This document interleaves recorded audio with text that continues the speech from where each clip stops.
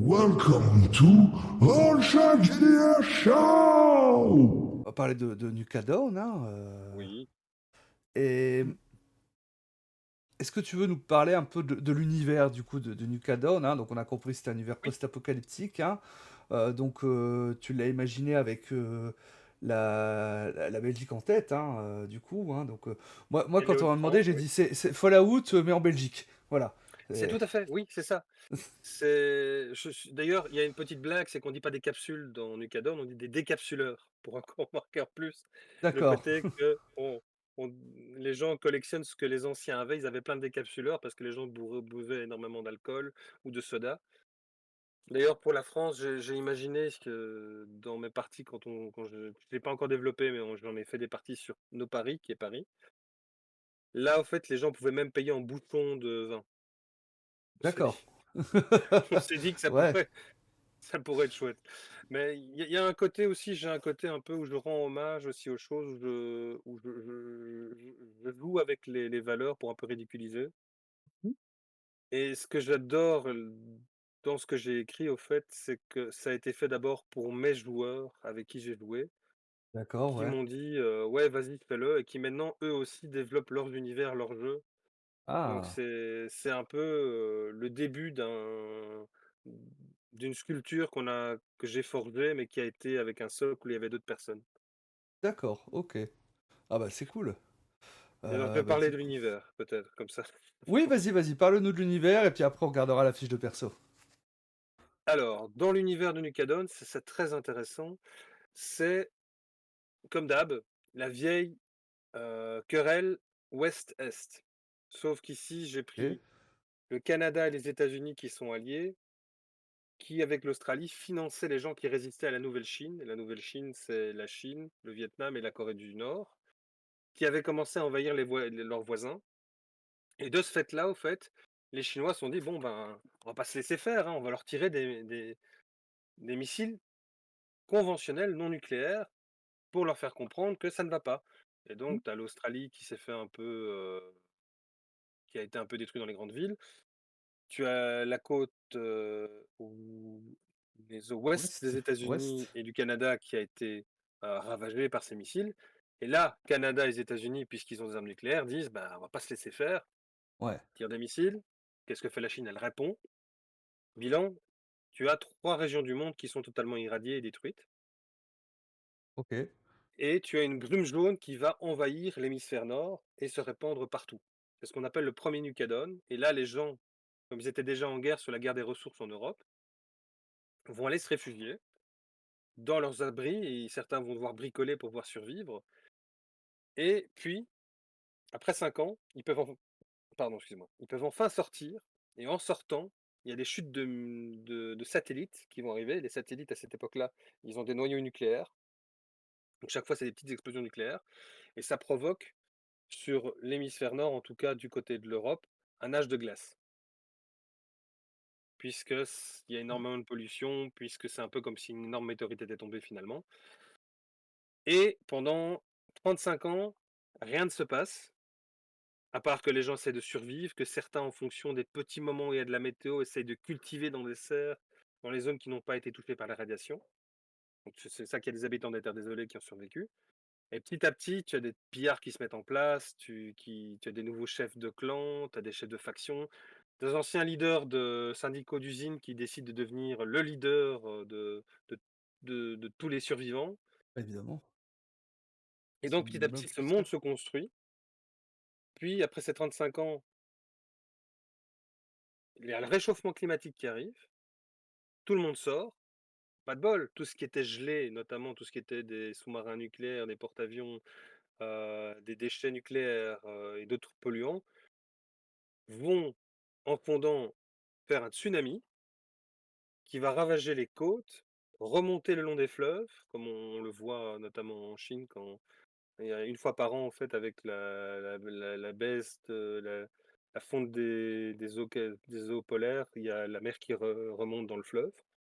Donc tu as ça qui se passe aussi dans les régions européennes. Et évidemment, tu as de nouveau plein de morts, plein de gens qui vont être irradiés, et notamment plein de mutants et plein d'atomes K. Les atomes K, c'est un peu les ghouls dans mon univers. Comme ça fait aussi un hommage à tout ce qui est Fallout et c'est ça que j'aime beaucoup. Mmh. Mais ils ont en plus mes ghouls chez moi, ils perdent aussi les dents et les ongles. D'accord. Donc ça va plus loin Ouais. et Atomka d'ailleurs est un mot russe qui veut dire petit atome et c'est comme ça qu'on appelait les irradiés de Tchernobyl, qui justement Ah ont d'accord. perdu les cheveux, le nez, les dents et les ongles. Mmh. Mmh. Donc c'est tout ça, j'ai travaillé, j'ai vraiment étudié des textes scientifiques. J'ai aussi été fort choqué par le film sur Tchernobyl, donc enfin pas le film, la série documentaire La sur série? Tchernobyl. Ouais. Oui, j'en pleurais, hein, je l'ai vu, j'en pleurais, hein. Ouais, Je suis ouais, ouais. totalement anti-nucléaire aussi, donc mais ça m'empêche pas de faire un univers totalement post-apo, Mmh. justement pour aussi montrer les dangers d'un certain côté, tout en restant un côté fun et où on peut jouer. Mais et de tous ces survivants, maintenant, il y a plus que 10 des gens qui vivaient dans l'hémisphère nord qui ont survécu finalement. Tandis que dans l'hémisphère sud, et ça tu peux le découvrir en lisant, notamment sur Bruxelles, dans l'hémisphère sud, là, ils ont eu aucun problème, c'est le progrès. Ils ont le niveau de vie qu'on a maintenant ici aujourd'hui en Europe, D'accord. mais dans l'hémisphère sud, où il y a plus vraiment de pauvreté, il y a plus de grandes guerres, et ils voient nos régions comme des terres désolées, un peu comme si on était des sous-développés qu'on ne veut pas parler. Ouais. OK, ça Voilà, c'est marche. un peu comme ça l'univers et vous vous retrouvez justement après ce tsunami, si vous voulez bien faire la partie, hein, si Bah, oui, bien sûr. voilà, On est là pour ça à la base. et vous êtes dans un abri. Oui, les choses sont inversées, Yumekazu, tout à fait, et je trouvais c'est intéressant le processus de l'inversion, puisque justement se rendre compte que c'est plus nous les riches, c'est plus nous les possédants, c'est plus nous, les personnes qui vont, Mmh. se Ouais, dire ouais, ouais. diriger le monde, mais que c'est le Sud et que le Sud, voyant les conneries qu'on a faites, se dit, «Loin de moi ça. Moi, je vis très bien chez moi, je fais attention à mes ressources, je pollue moins», donc il y a tout ce côté-là aussi d'essayer de se dire: «Beh, voilà, si on continue aujourd'hui comme on fait et si» non, ça je peux pas dire, je peux pas dire. Ouais, Et du mais coup, ouais, OK. Voilà, on risque l'essentiel d'arriver à un monde pareil. l'essentiel du jeu se passe donc dans les restes de la Belgique, post, tsunami, nucléaire. Oui, tout à fait et dans les T'as Hauts-de-France. as prévu des incursions dans les zones, riches ou pas? Non, ça je l'ai pas prévu, mais par contre, il y a deux, trois factions qui ont possibilité avec des aéronefs d'y aller et c'est D'accord. les derniers qui vivent encore dans les tours dans certaines cités. Donc ils ont reconstruit les tours qui étaient démolies et comme la coalition, européenne et la coalition européenne, par exemple, ce sont tous les anciens bureaucrates qui ont retenté de reformer, ça et qui enfin des buildings où ils peuvent travailler et vivre et qui à côté, au fait, vont dans les terres désolées faire des usines automatisées avec parfois qu'un seul technicien pour tout gérer, en D'accord. espérant comme ça devenir intéressant au niveau international. Ouais. OK, ça marche. Et salut Cécile. J'espère Salut que tu vas Cécile! bien. OK, Cécile. ça marche, est-ce que tu veux nous présenter la fiche de personnage? Parce que donc Oui, on peut.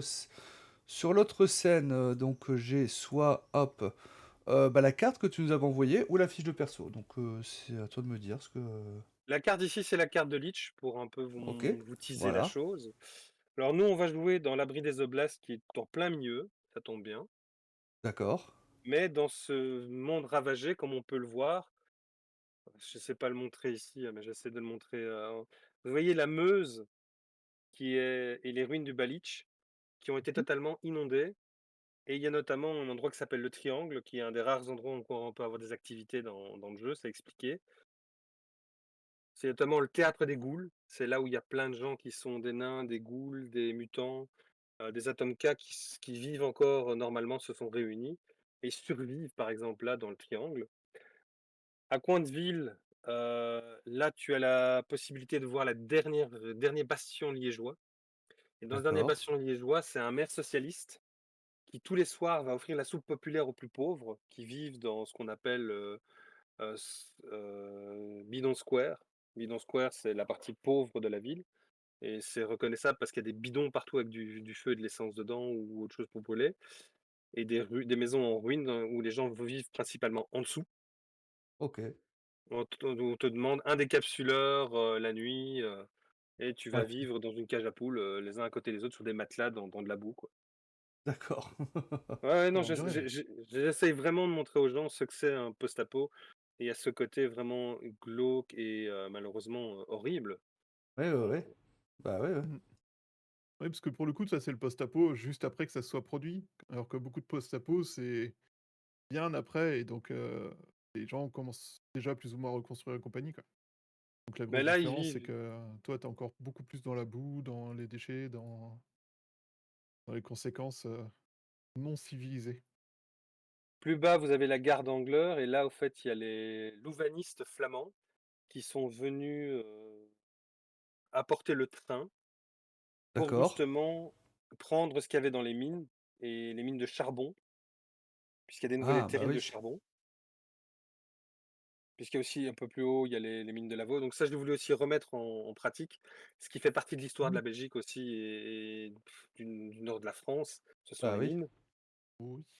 Et le charbon, parce qu'effectivement, comme ils n'ont plus accès à l'essence, ils n'ont plus accès à tout ce qui est pétrolifère, et ben c'est avec le charbon qu'ils vont y arriver et qu'ils vont refaire fonctionner des machines. Mmh. D'accord. Excepté dans l'abri des oblasts, où il y a un réacteur nucléaire. Oh! C'est le Ouh, luxe. après tout ça, un réacteur Ah, bah, oui. nucléaire, ils ont pas peur. Oui, oui, oui, mais les 5 derniers niveaux sont contaminés. Mmh. Ah, les niveaux les plus hauts proches du niveau de la Terre, quoi. Ouais. Ouais. Alors juste une petite question, tu parlais du triangle, j'arrive pas à le situer, il est à quel endroit le triangle? Alors tu vas un peu au nord de l'abri des oblasts, c'est un peu sur la gauche. Et là, tu as Ouais. marqué le triangle. Et en fait, là, au fait, Ah ça, oui d'accord, OK, oui, juste là, OK. c'est un Ah, je hommage pensais que un c'était peu, un peu en dessous. à un théâtre qui est très moderne, mais là que j'ai représenté dans l'univers comme étant, plutôt, en style victorien. Ouais. Il y a un C'est là que je me suis dit que ce serait intéressant finalement d'imaginer dans ce monde futuriste qu'il y ait eu un très beau théâtre, mais comme il est surélevé et qu'il y a des immeubles qui ont réussi à tenir malgré, les raz-de-marée, que justement ils peuvent encore y vivre dedans et avec, ce théâtre comme centre, et comme gens qui sont totalement isolés finalement et Mmh.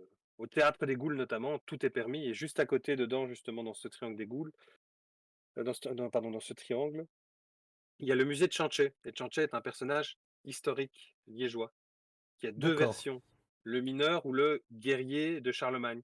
J'ai pris le guerrier de Charlemagne et les Chantchet au fait dans cet univers sont des gens qui vont combattre seuls. Un peu comme un Witcher si tu veux, tout ce qui est les créatures qui dérangent les gens. Donc, D'accord. il y a un goulot-goulot qui a rasé un refuge. Un goulot-goulot, c'est un glouton qui a muté, donc qui fait la taille d'un ours. D'accord. Mmh. Alors normalement, un glouton, ça fait la taille d'un chien quoi, mais un gros chien. Ouais, OK. Ouais, je suis assez étonné d'entendre parler de gloutons à Bruxelles. J'avoue que c'est pas vraiment Mais dans ça cette région-là que je les aurais mis, mais d'accord. ça a existé au fait. Je comprends le côté menaçant. Ça a existé au fait, c'est ça qui était assez intéressant. Je suis désolé, je parle là-dessus parce que j'adore l'étude des animaux et il y a encore des gloutons dans Scandinavie Oui, et le long des t'en as au côtes, Canada aussi. baltes. Mais plus dans nos régions, parce qu'on les a exterminés, parce on s'en est débarrassé, comme à un moment donné, on s'est débarrassé des loups, maintenant qu'ils reviennent. Ah, D'accord. Donc c'était une nuisance. c'est un animal. On est à la même en Belgique, on est au même niveau que le Canada, hein. Donc c'est un animal qui avait l'habitude de vivre dans nos forêts, mais comme on a beaucoup urbanisé, il y a Mmh. plein de choses qui ont disparu, plein d'animaux, plein d'espèces. Je suis un passionné, il faut pas me lancer OK, là-dessus. ça marche. Non, bah, on va pas voilà. Oh, je vais pas pousser plus loin dans les détails, t'inquiète. Heu, Voilà, je peux vous parler du frelon asiatique pendant des heures, hein. non, non, ça ira. Ça J'ai failli ira, être interrogé. ça ira, merci. C'est pas que j'aime pas, mais non. C'est désolé. On avait même des lions, oui, tout à fait, c'est vrai. Il y Oui. avait vraiment Alors, longtemps. je te propose de passer sur, la fiche de perso? Tout à fait. Alors évidemment, sur une fiche de perso, il y a le joueur et ou la joueuse, il y a le Oui. nom du personnage et âge, il y a le meneur de jeu, il y a les descriptifs physiques, code Alors, moral. Le code moral, c'est important parce que c'est un peu ce qui va déterminer ton personnage, donc ton personnage choisit voilà. librement son code moral. C'est pas écrit à l'avance, il y a pas dans les règles, on va te dire, code moral, il y a ça, ça, ça ou ça. C'est toi qui te dis: «Bah, voilà comment moi je vois les choses».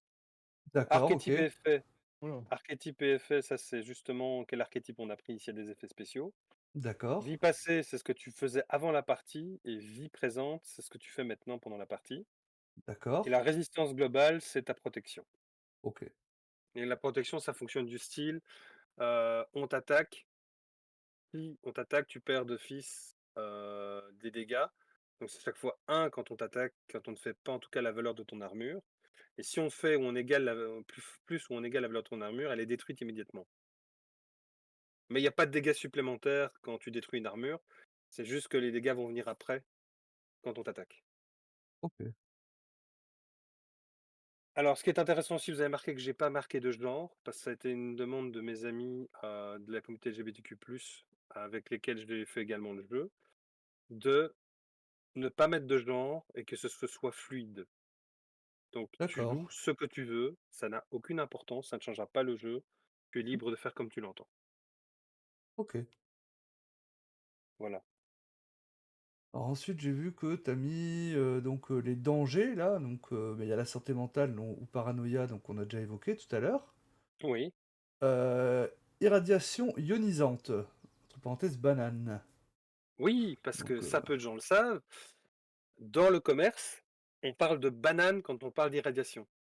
d'accord, OK, Donc c'est une valeur et donc j'utilise la valeur des bananes et dans le jeu notamment, on peut trouver dans les règles en quelle valeur les bananes équivaut en microsieverts d'accord, OK. Ah ou en je savais pas. millisieverts, je pense c'est plutôt. Ouais, bah, micro, milli, ça dépend, ça dépend le taux. Oui, c'est petit Voilà. aussi, oui.